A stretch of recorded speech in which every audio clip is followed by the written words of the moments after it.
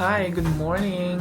It's our second day here in Basco, Batanes, and ang aga ng tour namin kasi 5:30 kailangan makapag-breakfast na kami. 6:30 yung pick up namin mamaya dito sa hotel. Kaya naman samahan niyo kami sa aming second day here in Batanes. You wanna go? Let's go!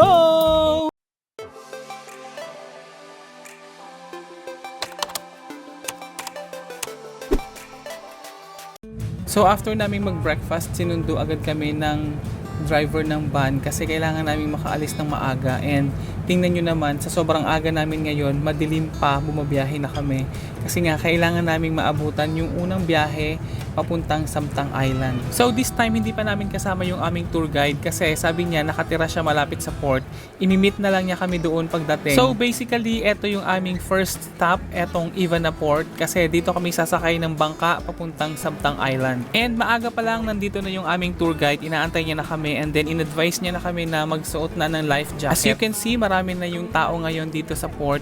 Karamihan dyan mga turista na magtutour din doon sa Samtang Island. And also, may mga kasabay din kaming mga locals. Dahil etong sasakyan naming bangka ay ginagamit talagang pang transport papunta doon sa Samtang Island and pabalik dito sa Ivana Port dito sa South Batan.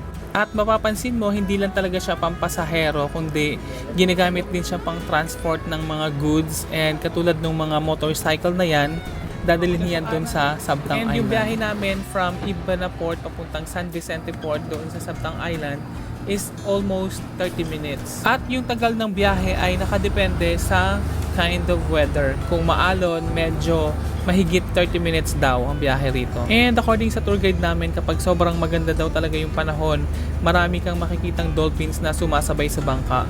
At sabi nga pala ng aming tour guide, bago kami sumakay ng bangka, doon kami pumesto sa may right side. Kasi doon daw yung perfect view para makita yung Samtang Lighthouse while approaching yung San Vicente Port.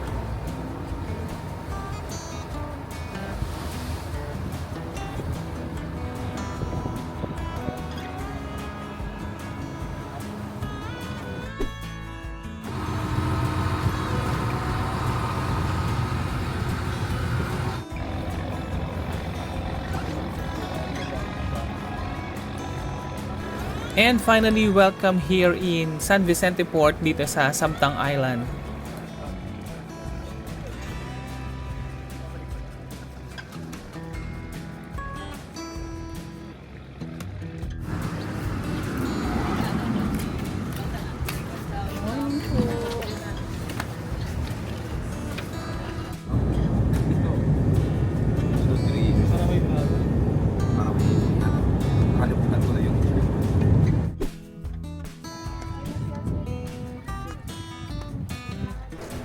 So, welcome to our third stop dito sa Chamantad Viewpoint. Pagbaba namin kanina ng van, akala ko ito na yung tinatawag nilang Marlborough Hills, pero hindi pala. Ito yung Chamantad Viewpoint, and very similar nga naman siya doon sa Marlborough Hills. And dito, recommended talagang gumamit ng drone. Kung meron kang dalang drone, pwede mong gamitin, and marunong naman gumamit yung mga tour guides. Meron din naman silang drones na gagamitin. Mas maganda yung mga drones na ginagamit nila. Kaya kapag pupunta kayo dito sa Batanes, sabihin nyo sa tour agent nyo na gusto nyo gumamit ng drone kasi maganda yung drone na ginagamit nila. Yung ginamit ko kasi dito is DJI Neo, and medyo magaan siya kaya parang nililipad siya dahil sobrang hangin dito sa Batanes. Kaya mas advisable na mag-rent na lang kayo ng drones sa tour agent nyo kasi medyo high-powered yung ginagamit nilang drones, and kayang-kaya nila yung lakas ng hangin dito sa Batanes. Pero kung meron naman kayong dala, don't worry kasi marunong din silang gumamit and very professional pa sila. Tapos, magbabayad nga lang kayo ng registration fee para sa drones ninyo.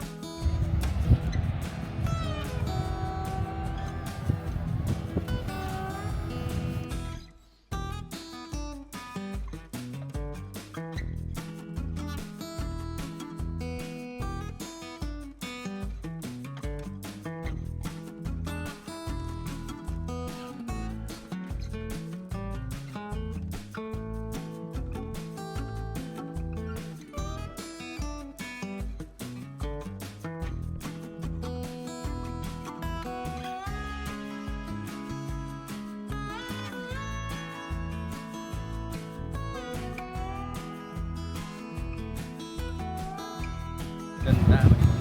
Oo. Parang tao lang.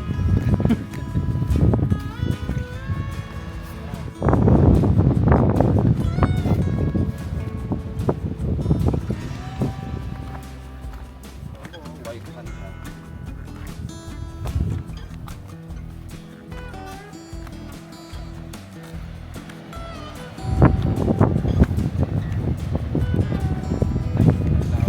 Wala, hindi ako natatakot sa heights. Kasi ang ganda ng view. Doon maganda rin doon sa kabila. Nandun. Pag ganyan nakataas, hindi mo na ako mapapaglakad yan eh.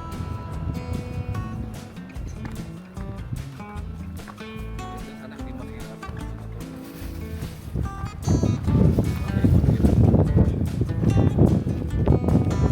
Galing.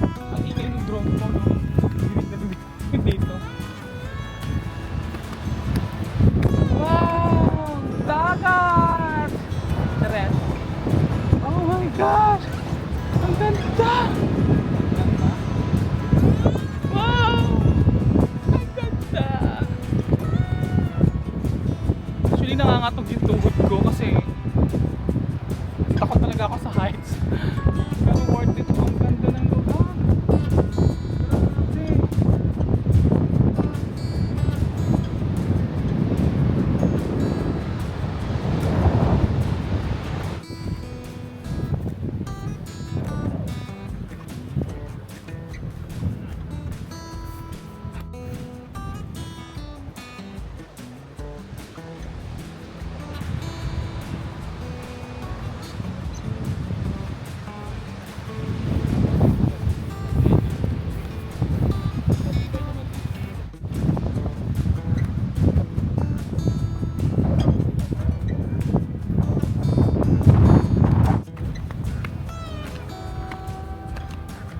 Ay, wala nang hangin dito.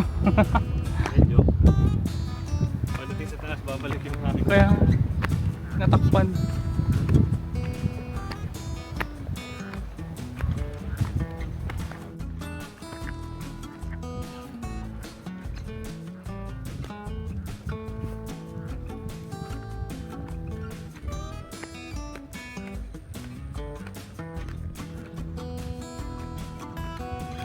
Wow, ang ganda dito sa taas.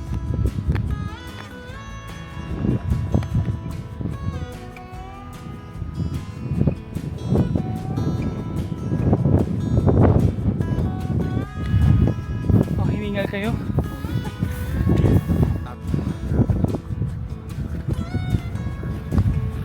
Ay, ano to?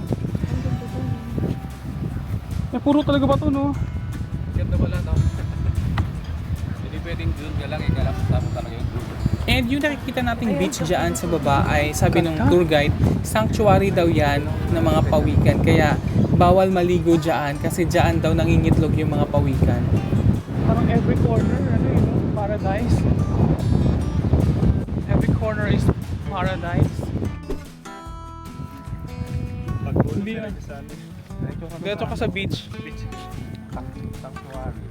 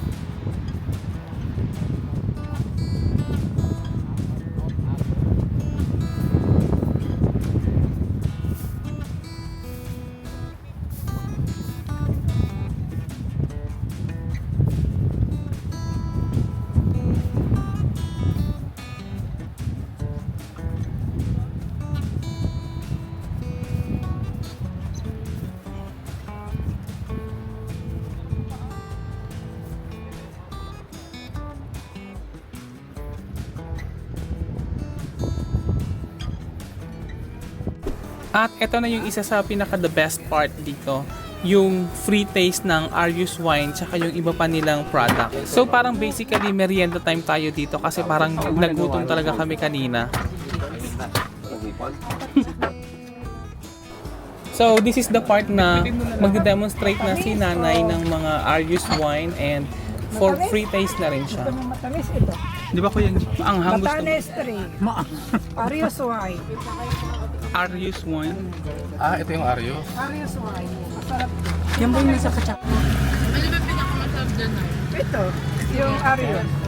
Tikin-tikin. Masarap nga. Okay na po ito. Masarap. Oh, cheers muna tayo, diba? Bago nag-cheers. Sino pa? Ano pa? Ikaw? Masarap no? Parang may sila. Ah, ito bu. Masarap no? Oh, diba? Doon na ewan. Dito sa amin. Dagat? Ay, hindi. Ano po Sa yan? bundok. Itong tawag. Ano po tawag dyan? Po. Antioxidant vitamin C. Ito yung pinagmamalaki ng taga Batanes. Pinaka-coffee namin siya. Pero yung mga doktor, hindi coffee. Siya. Sugar cane. Hindi matamis po yung ano, sugar. Ayan, nilagyan niya ng ano, May ng salt. tequila to. Diba? Parang tequila siya. Okay na po yan. Ito napapasarap yung asin. Nalaglag. Nay, mamaya may cocktail na. Oo nga.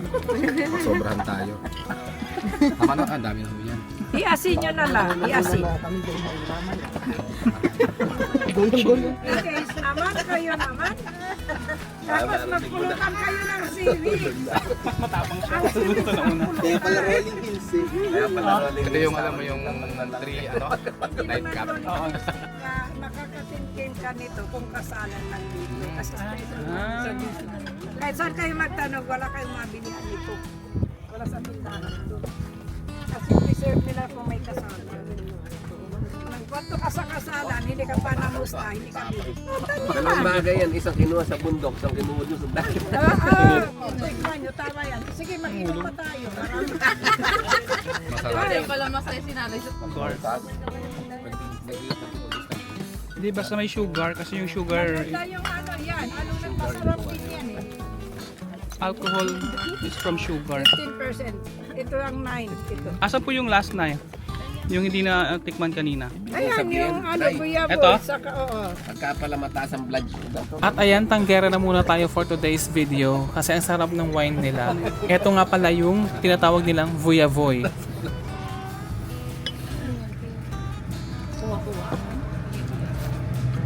Vuyavoy.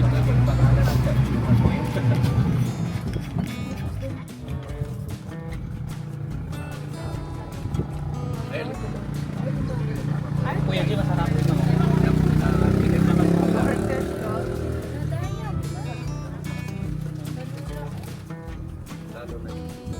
Oh, diba? Masarap.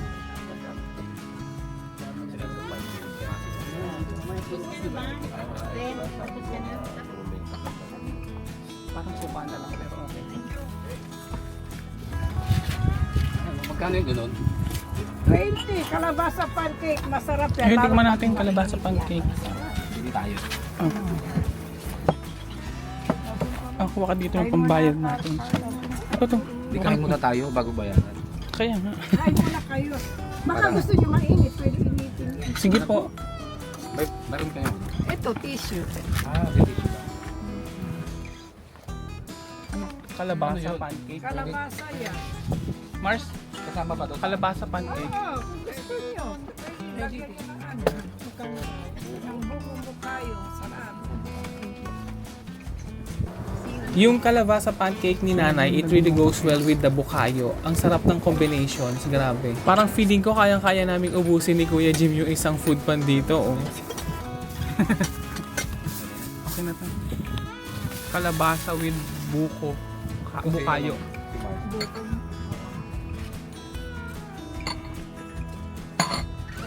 Masarap. Yung baso.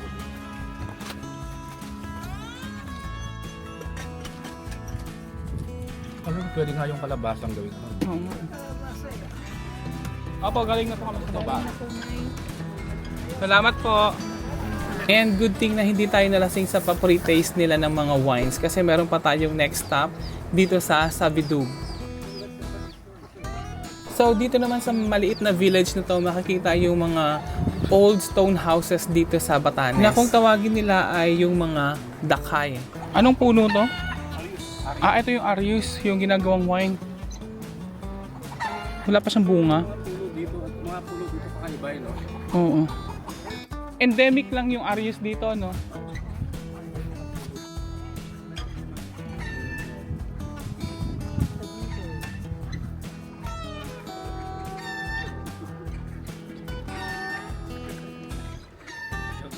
Ah.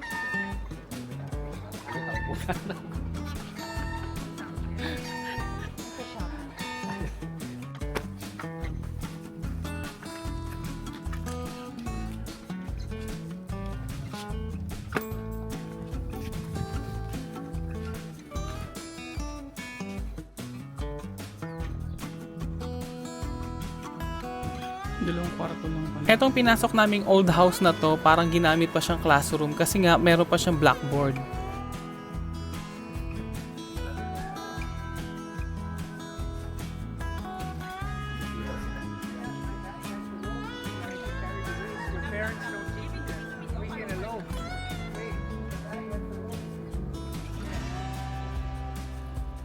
Dito sa part ng tour na to, inikot namin yung village at marami pa din palang mga old stone houses dito sa Batanes. And we had a chance to take a look inside kung anong meron doon sa mga stone houses. Kaya nagtatagal siya ng 25 to 30 years. Grabe din yung lipa niya, oh. Kugun. Ay, kugot. Hindi ba niya inaanay yan? Hindi ba? Ang galing, oh. And take note, ang buong pagkakaakala ko nung maliit pa ako, gawa sa nipa yung bubong nila. Pero hindi pala, gawa siya sa kugon na pinagsama-sama at sobrang kapal. Silbi nito is used as anchor. So may bagyo kasi naghanap kami ng kahoy na fit dito. Tapos naglalagay kami ng net sa pinakabubong, tinatali dito. Ah. Para hindi tangayin ng bagyo yun. Bubong. Kasi, So, ang purpose pala ng butas na yan sa dingding ay pang-secure ng mga bubong kapag may bagyo. Dilema. alam mo yung ganito kami. Ay, oo nga. Yun yung ano, Mostly, siyempre, mga paggatong dyan, ano yan, dito nagluluto. And yung mga jar dyan sa likod, dyan yung fermentation ng alak namin. Ay, talaga. Oo nga. So hindi siya pwedeng basta-basta buksan kasi once na binuksan mo na yan, kasi inuubos Exposed na. Oo, inuubos na namin. Kasi pagka matagal siyang exposed na, is nagiging suka na rin. totoo. Hindi na siya, hindi siya wine. Kasi naanuhan na siya ng ano. Oo. Kaya nakakatikim lang talaga kami nung binubuhong o yung base namin is pagka may kasal. Sabi niya, Oo nga, sabi ni nanay pag doon. di ka nagbigay ng ano, So, anong wine to? Anong tawag dito? Palak yung tawag. Alik. Sugar king. yun ang masarap yung pangalawa. Oo. Ang kanina. Tapos Yung just in matamis case, eh. pero yung sa inyo di ba yung yung pinaka-wood? Hindi ko kaya. Yung may magok yun, di ba?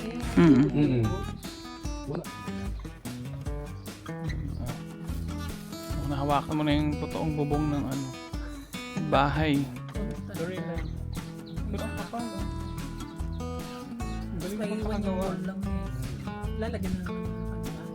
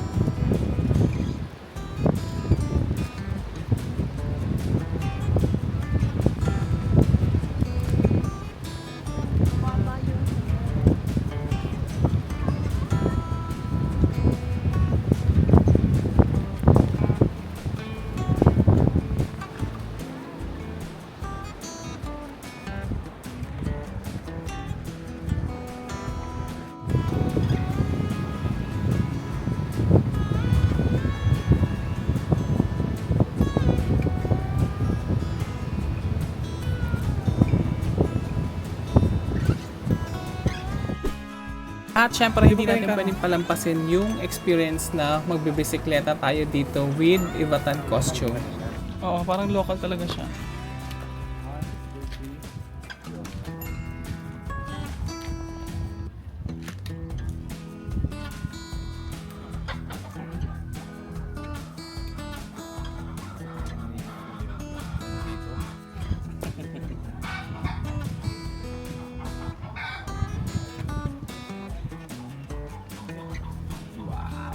Parang local.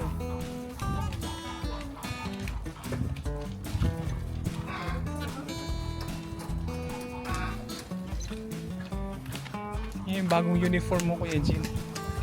Cash. National costume.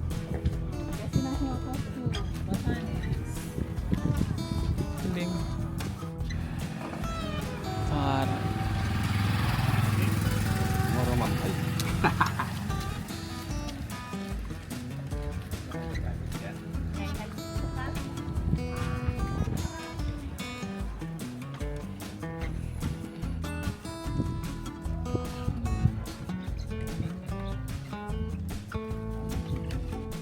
Kasi lang naman, ito lang. Kasi may times 5 para sa video. May times 2 kasi. Ano tawag dito? That is kanay. Sa bato lang yung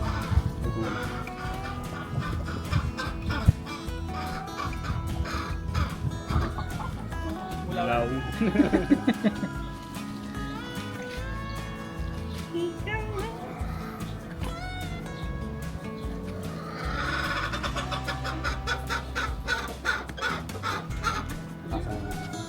Mura yung corona. Sir, ito na ba yung service?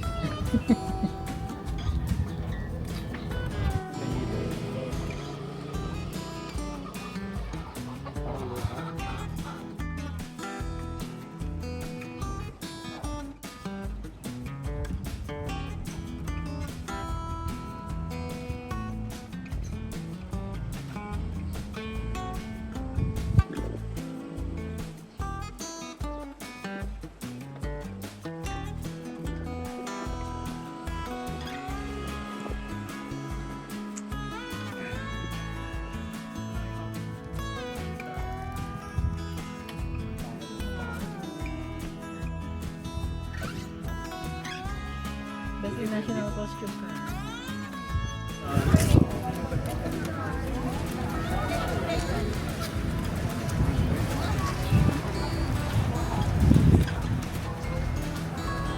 Bibili po kayo na. Ikaw po bibilhin ko. Ito, Gucci hat.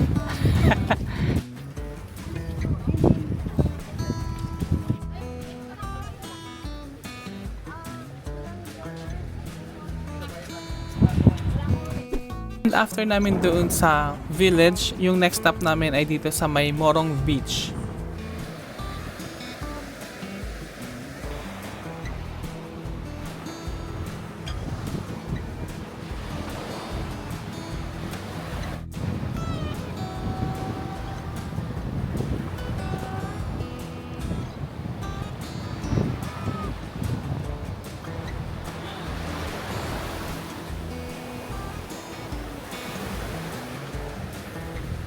And then dito rin pala makikita sa Morong Beach yung tinatawag nilang Nakabuwang Cave. Yang arc na yan yung Nakabuwang Cave. So very Instagrammable din talaga ang lugar na to.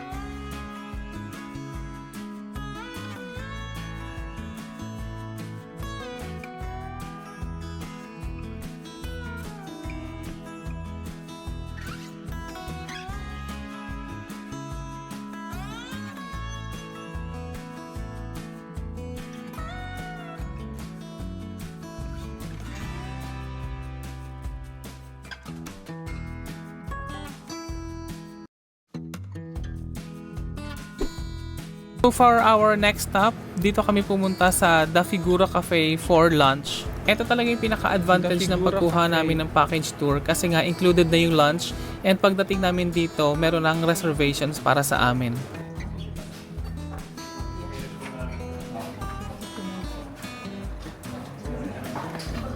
Thank you.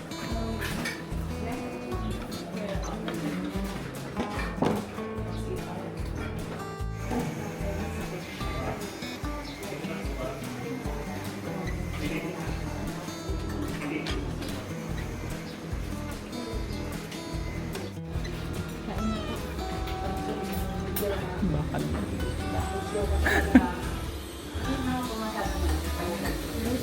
Thank you po. Yes, this is the most really exciting part ng lunchtime namin kasi yung food is served sa dahon. Karne.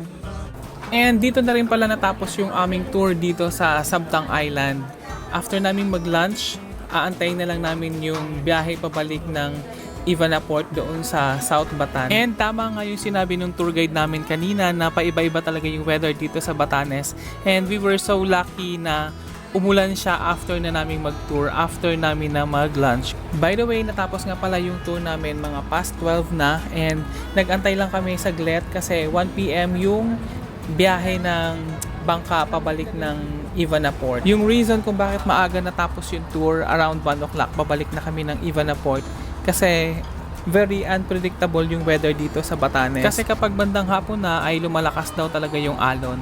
And as you can notice, medyo madilim yung panahon ngayon, medyo makulimlim kasi nga umulan siya kanina.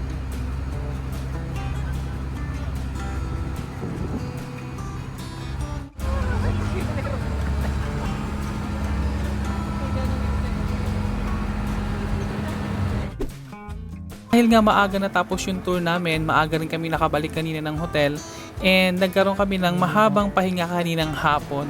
So for our dinner, dito kami pumunta sa Harbor Cafe and included na rin to sa package tour na kinuha namin. Bale pagdating din namin dito, meron na ring reservations para sa aming tatlo. Harbor.